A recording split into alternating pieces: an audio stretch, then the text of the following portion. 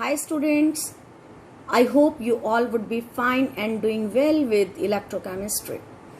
So today we are going to start with next topic of the chapter, variation of conductance, specific conductivity, equivalent conductivity and molar conductivity with concentration or dilution. First of all, I would like to clear that what is concentration, what is dilution. Concentration means पानी कम करते जाना और amount of solute increase करते जाना, और dilution मतलब increase in amount of water करते जाना, और concentration means increase in amount of solute करते जाना, और हम इसे क्या कह सकते हैं, decrease in amount of water. तो इन दोनों चीजों को ही ध्यान में रखना और सारे कॉन्सेप्ट को क्लियर करना, कंफ्यूज नहीं होना है. Let's start with that. तो स्टूडेंट्स, इन जनरल चाहे इलेक्ट्रोलाइट वीक है चाहे स्ट्रॉन्ग इलेक्ट्रोलाइट है, उसके केस में इलेक्ट्रोलिटिक कंडक्टेंस, इक्विवेलेंट कंडक्टेंस,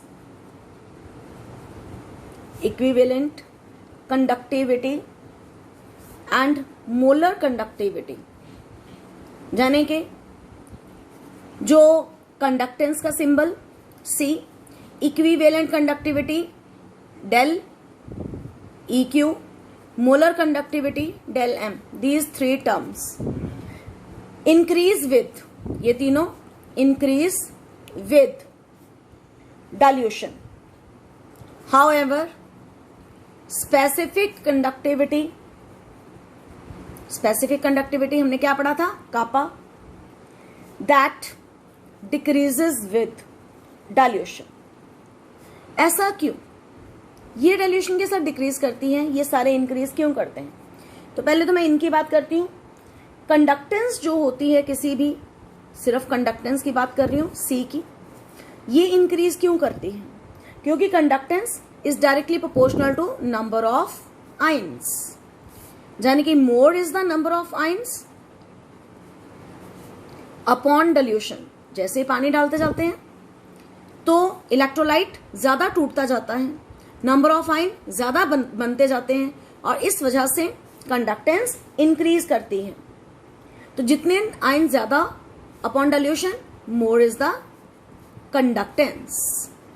ये फर्स्ट पार्ट हमारे पास क्लियर हुआ. देन जो यहां पर हम बात करेंगे कि डेल इक्विवेलेंट और डेल M, ये दोनों क्यों इंक्रीज करते हैं, इनकी कंडक्टिविटी क्यों इंक्रीज करती है विद डाइल्यूशन. ये भी दोनों प्रॉपर्टीज इंक्रीज करती हैं विद डाइल्यूशन. इसका मेन रीजन क्या है कि ये बेसिकली प्रोडक्ट होते हैं किसके, स्पेसिफिक कंडक्टिविटी और वॉल्यूम के. हमने रिलेशन पढ़ा था, del equivalent equal to kappa into 1000 upon normality, और अगर इसी को मैं वॉल्यूम की फॉर्म में लिखूं तो ये कापा इनटू वॉल्यूम बन जाएगा, क्योंकि वॉल्यूम और नॉर्मेलिटी आपस में इनवर्सली प्रोपोर्शनल होते हैं. Del M equal to kappa into 1000 upon molarity पढ़ा था, और अगर वॉल्यूम की टर्म में इसी को लिखना हो तो कापा मल्टीप्लाई बाय वॉल्यूम. तो यहां पर हमें यह पता चलता है कि डाइल्यूशन करने से वॉल्यूम इंक्रीज होते हैं, और अगर वॉल्यूम इंक्रीज करेंगे तो इनकी कंडक्टिविटी भी इंक्रीज करेगी. इस वजह से ये दोनों भी इंक्रीज करते हैं with dilution. Now point is that कि कंडक्टिविटी डिक्रीज क्यों करती है डाइल्यूशन के साथ. Very very important question, this question is very important कि why specific conductivity kappa decreases with dilution. इसका सबसे इंपॉर्टेंट आंसर ये है क्योंकि number of current carrying particles, क्या मतलब है current carrying particles, that is ions per cubic centimetre of solution decreases. जैसे ही हम डाइल्यूशन करेंगे पानी बढ़ता जाएगा, और जो करंट कैरिंग पार्टिकल्स होंगे जो आयंस पर क्यूबिक सेंटीमीटर हैं वो क्या कर जाएंगे, डिक्रीज. अगर डिक्रीज कर गए तो वॉल्यूम बढ़ाने से पार्टिकल दूर दूर चले जाएंगे, तो 1 सेंटीमीटर, 1 क्यूबिक सेंटीमीटर जो नंबर ऑफ आयंस हैं 1 क्यूबिक सेंटीमीटर में, उनका नंबर कम हो जाएगा। अगर कम हो जाएगा तो फिर उससे कंडक्टेंस भी डिक्रीज हो जाएगी। तो ये था वेरिएशन कैसे होती है कंडक्टेंस की। अब हम करने जा रहे हैं discuss variation of molar conductivity with concentration. तो उसको करने के लिए नाउ हमारा टॉपिक क्या है, variation of molar conductivity with concentration. इसके लिए हम 2 इलेक्ट्रोलाइट्स की बात करेंगे, पहले फॉर स्ट्रॉन्ग इलेक्ट्रोलाइट की और फिर हम बात करेंगे फॉर वीक इलेक्ट्रोलाइट की। तो स्ट्रॉन्ग इलेक्ट्रोलाइट के केस में क्या होता है, आपने पहले भी पढ़ा, स्ट्रॉन्ग इलेक्ट्रोलाइट के केस में जो डिसोसिएशन होती है वो कंप्लीट होती है, कंप्लीट डिसोसिएशन। ये भी बहुत इंटरेस्टिंग पार्ट है। इस कंप्लीट डिसोसिएशन को स्टडी किया था एक साइंटिस्ट ने, और उसने एक रिलेशन दिया, साइंटिस्ट का नाम, और उसने ये इक्वेशन दी किसको स्टडी करने के लिए, variation of molar conductivity. Del M is molar conductivity, और ये स्मॉल सी लिखा है, सी स्टैंड्स फॉर कॉन्सेंट्रेशन। और ये डेल एम नॉट क्या हो गया, इस डेल एम नॉट को बोलते हैं लिमिटिंग मोलर कंडक्टिविटी। ये सी स्टैंड्स फॉर मोलैरिटी और मोलर कॉन्सेंट्रेशन। ना जो ए है वो क्या है हमारे पास, ये एक कांस्टेंट है whose value depends upon type of electrolyte, electrolyte कैसा है, नेचर ऑफ सॉल्वेंट और टेम्परेचर।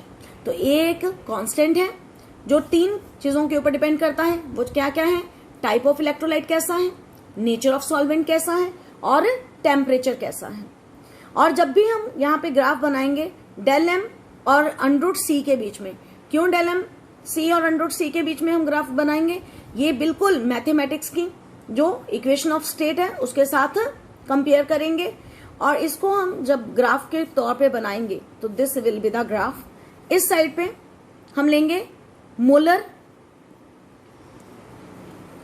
कंडक्टिविटी डेल एम, इस साइड पे लेंगे अंडर सी, मोलर कॉन्सेंट्रेशन है, और हम इस तरह से उसको मोल पर लीटर अंडर भी बोल देंगे। स्ट्रॉन्ग इलेक्ट्रोलाइट का एग्जांपल मैं KCl ले लेती हूं। तो KCl के केस में ग्राफ कुछ ऐसा बनेगा, क्यों, और ये वैल्यू क्या आई, ये क्या आई इसमें, इस ग्राफ के अकॉर्डिंग, इस इक्वेशन के अकॉर्डिंग डेल एम सी और अंडर सी के बीच में ग्राफ बना, और यहां पे डेल एम नॉट वैल्यू ये आई। This is limiting molar conductivity. ये कब होता है, देखिए स्टूडेंट्स, यहां पे कॉन्सेंट्रेशन इंक्रीज कर रही है, अंडर सी इधर को जा रहा है, ये मोलर कंडक्टिविटी इधर को इंक्रीज कर रही है। डेल एम नॉट क्या है, इसे हम लिमिटिंग मोलर कंडक्टिविटी बोलते हैं, या क्या बोलते हैं, molar conductivity eight infinite dilution. तो इसे और क्या बोलते हैं, molar conductivity eight infinite dilution. जब बहुत पानी डाल दिया, मैक्सिमम अमाउंट पानी की डाल दी, तो ये पॉइंट किसको टच कर जाता है, इस लाइन को। तो ये है डेल एम नॉट। और यहां पे इक्वेशन ऑफ स्टेट में स्लोप क्या आएगी, स्लोप का आंसर -a आएगा।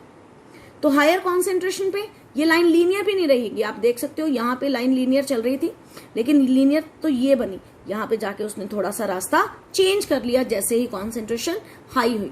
तो ये लाइन कहां पर है, एट हाई कॉन्सेंट्रेशन। जब पानी बहुत कम है, कॉन्सेंट्रेशन बहुत हाई है, पानी सबसे ज्यादा किस पोजीशन पे है, यहाँ आगे आगे की पोजीशन पे, इधर को तो कॉन्सेंट्रेशन इंक्रीज कर रही है, यहाँ कम, तो यहाँ वाला ही पॉइंट डेल एम नॉट है, यानी कि जब पानी का अमाउंट मैक्सिमम है। तो हमने क्या देखा कि स्ट्रॉन्ग इलेक्ट्रोलाइट के लिए ये जो कर्व आ रही है, there is only a small increase in, there is only, थोड़ा सा ही फर्क पड़ा, थोड़ा सा ही ऊपर गया, यहां पर आना था स्ट्रेट, थोड़ा सा ही ऊपर गया, यानी कि there is only a small increase in conductance with dilution. ऐसा क्यों, तो स्टूडेंट्स यहाँ पे बहुत इंपॉर्टेंट पॉइंट क्या है कि जो स्ट्रॉन्ग इलेक्ट्रोलाइट है उसमें आपने पानी चाहे 1 कप डाला, चाहे 1 बाल्टी भर के डाली, उसने स्टार्टिंग में ही बना देने हैं। तो स्ट्रॉन्ग इलेक्ट्रोलाइट में आयंस, स्ट्रॉन्ग इलेक्ट्रोलाइट जो है आयंस उनमें बन जाते हैं स्टार्टिंग पे ही मैक्सिमम। तो maximum ions are formed in the beginning with the small amount of water even। ये नहीं है कि अब हमने पानी, अगर हम however अब पानी इंक्रीज कर दिया, इंक्रीज इन वाटर, यानी कि हमने क्या कर दी, हमने डाइल्यूशन कर दी, तो अब यहां पर ज्यादा इंक्रीज नहीं आएगा। क्यों? क्योंकि आयन तो पहले ही कंप्लीटली डिसोशिएट कर चुके थे। तो अब डाइल्यूशन करने के बाद अब आयन अंदर डिसोशिएट करने के लिए है ही नहीं है, तो आयन का number however increase in water करने पे, डाइल्यूशन करने पे number of ion increase to a small extent. Therefore ये जो थोड़ा सा ही चेंज आया ग्राफ में कि थोड़ा सा ही small increase in conductance with dilution, this is very very important question. अब दूसरा पॉइंट ये है कि एट हायर कॉन्सेंट्रेशंस अंदर क्या होंगी, अब पानी है ही नहीं है, बहुत कम है, कॉन्सेंट्रेशन ज्यादा है। हायर कॉन्सेंट्रेशन का मतलब पानी मिनिमम हो जाना, उसका मतलब क्या हो गया कि अंदर क्या हो जाएंगी, ग्रेटर इंटर आयोनिक अट्रैक्शंस होने शुरू हो जाएंगे, आयन अब पास पास आने शुरू हो जाएंगे, और जब भी आयन पास पास आएंगे they will retard the motion, और जब रिटार्ड द मोशन किसका, मोशन ऑफ आयंस, और उससे फिर कंडक्टेंस क्या कर जाएगी, डिक्रीज कर जाएगी जब कॉन्सेंट्रेशन, और इसीलिए ग्राफ कैसा है, ये देखो ग्राफ नीचे को आया, मींस कंडक्टेंस डिक्रीज कर रही है, इसलिए लाइन ऊपर नहीं जा रही है, लाइन ऊपर से नीचे को आ रही है। एट हायर कॉन्सेंट्रेशन क्या कॉन्सेप्ट आ गया, that is increase in inter ionic attractions which retard the motion of ions, इसलिए कंडक्टेंस क्या करेगी, डिक्रीज करेगी। नाउ फॉर वीक इलेक्ट्रोलाइट्स की हम बात करने जा रहे हैं। अब वीक इलेक्ट्रोलाइट्स का केस क्या है, और उसके लिए मैं एग्जांपल एसिटिक एसिड का लेती हूँ। ये बहुत ही अच्छा वीक इलेक्ट्रोलाइट है। अब वीक इलेक्ट्रोलाइट और स्ट्रॉन्ग में सबसे बड़ा फर्क, स्ट्रॉन्ग में जितने आयन बनने हैं वो स्टार्टिंग में बन जाने हैं, लेकिन जो वीक में पहले कम बनने हैं, लेकिन पानी डालते डालते आयन का नंबर बहुत बढ़ता जाएगा। This is the difference between. तो इसमें क्या है, upon dilution number of ions increase rapidly, therefore conductance increases। और उस इंक्रीज को हम कैसे शो कर सकते हैं, सी इसी ग्राफ में ही हम बता देते हैं। तो this is the graph for acetic acid. इस ग्राफ में दो चीजें ध्यान देने वाली हैं। पहला कि कंडक्टेंस क्या कर रही है, बिल्कुल शार्पली इंक्रीज, देखो यहां से गई, कंडक्टेंस क्या कर रही है, इंक्रीज कर रही है। इस लाइन को मैं जितना मर्जी बढ़ाती जाऊं कोई भी ऐसा पॉइंट नहीं आएगा, ये लाइन तो क्या बन गई, एक तरह से इस एक्सिस के पैरेलल बन गई, ये कभी भी इस पॉइंट को, इस एक्सिस को टच नहीं करेगी, जैसे इसने टच किया और डेल एम नॉट दिया, यानी कि ये इसको कभी भी टच नहीं करेगा। This is the difference. तो एट इनफाइनाइट डाइल्यूशन पे बिल्कुल कंडक्टेंस क्या हो जाएगा, इंक्रीज कर जाएगा। तो कंडक्टेंस तो एकदम से ऊपर को शार्पली जा रहा है, तो जब इनफाइनाइट डाइल्यूशन के पॉइंट पे बात आएगी तो कंडक्टेंस विल इंक्रीज, क्योंकि हमने सिंपल सा रीजन पढ़ा, upon dilution number of ions increase rapidly. तो ये है डिफरेंस बिटवीन, क्योंकि स्टार्टिंग में क्या कि इसमें स्टार्टिंग में आयन कम बनते हैं, लेकिन पानी डालते डालते ही आयन का नंबर ज्यादा हो जाता है। तो ये ग्राफ जो है ये एक बहुत ही पॉपुलर ग्राफ है, और इस ग्राफ के अंदर जितनी ऑब्जर्वेशंस हैं यहाँ पे सारी डिस्कस की गई हैं। तो with this your this topic is over. Thank you, have a good day.